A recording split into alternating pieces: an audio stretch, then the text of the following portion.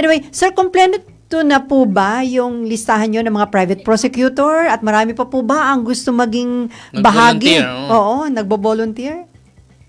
Well, may mga dagdag po ang mga private prosecutors na hopefully ma-announce po in due time, hopefully in the next 2 weeks. Paunang ano lang po yan, paunang listahan pa lang po yan ng po mga private prosecutors po namin. Pero kasama naman na ho namin yan nung nagdaan pa, no? Ibig sabihin na si Attorney Kapunan, nung nakaraang impeachment, kasali naman na ho siya doon sa team.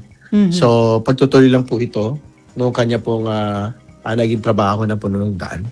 Yung mga nagvo-volunteer, anong dahilan? Bakit gusto nila mag-volunteer? Dahil kumbinsido po sila na may malakas sa kaso ang House Prosecution Panel? Hindi ko yun yung mayor na batayan kung bakit po sila nag-volunteer dahil kumbinsido ho sila doon sa lakas po na ebidensya. At syempre, pangalawa, tingin nila mayroon daw sila may ambag sa lamesa. Doon po sa kanilang expertise, una sa pagiging abogado. Pangalawa, kung halimbawa, meron po sa pagiging abogado, accountant din ho sila o financial expert ho sila, nakakatulong ho sila sa atin pong mga articles of impeachment.